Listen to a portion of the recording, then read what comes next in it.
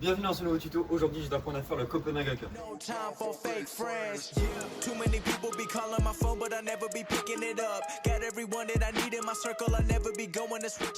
Donc ce geste a été créé par Christopher Lich, donc un des pionniers du street football. Il a notamment créé donc House et tous les ans il organise des championnats du monde à Copenhague. Et justement, il a créé ce haka à Copenhague, d'où le nom Copenhague Haka.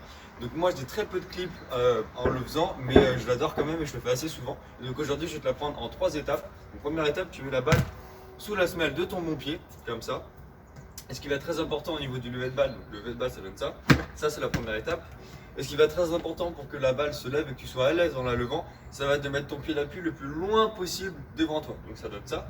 Moi je vais écraser le ballon, donc je vais lever le ballon avec mon pied droit. Donc mon pied d'appui sur mon pied gauche et je vais le mettre le plus loin possible. Ça c'est très important pour que ton genou soit devant ta cheville. Comme ça, hop, et là au moment où tu appuies, le ballon va se lever. Alors que si tu mets ton genou au même niveau que ta cheville ou alors derrière, le ballon va s'écraser contre ton mollet ou alors il va avoir du mal à se lever. Voilà, donc ça donne ça. Voilà, là c'est quand même beaucoup plus compliqué d'aller la chercher derrière et encore pire devant. Comme ça, là la balle se lève quasiment pas. Et donc c'est pour ça que je te conseille de mettre ton pied d'appui loin devant toi et donc tu appuies bien fort sur le ballon en l'écrasant sans remonter ton pied. Une fois que tu as appuyé sur le ballon, tu laisses ton pied posé au sol. Ça donne ça.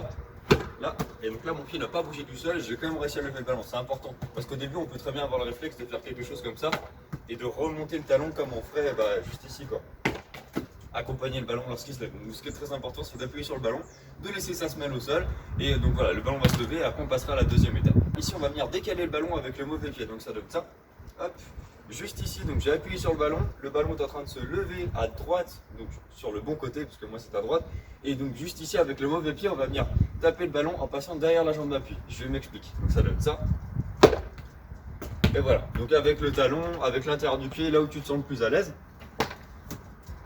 Mais en tout cas ça donne ça, donc tu appuies sur le ballon et après tu vas donner un petit coup avec ton mauvais pied. 1, 2.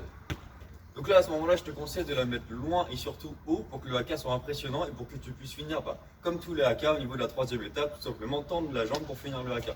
Donc je te montre ce que ça donne. Étape 1, 2 et 3.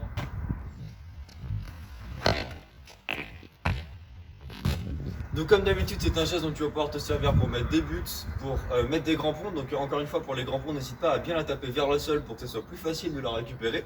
Et essaie aussi d'être à l'aise, de pouvoir le faire en mouvement si tu veux pouvoir le faire contre un adversaire. Donc pourquoi pas de faire quelques petits gestes avant. Hop. Et là tu avances avec le ballon et tu fais le haka. Forcément j'ai raté, on va réessayer. Hop, quelques petits gestes. Et là après tu avances avec le ballon et là tu fais le haka. Donc ce qui est bien avec ce geste c'est que tu vas pouvoir faire plusieurs variantes et donc aujourd'hui je vais t'en présenter 2 mais comme d'habitude n'hésite pas à créer les tiennes. Donc première variante ça va être déjà de faire le tour avec son mauvais pied au moment où tu décales le ballon, donc ça donne ça. Hop, et voilà, je sais pas si tu as bien vu mais en gros ça c'est la première variante et après forcément tu finis jambes tendues.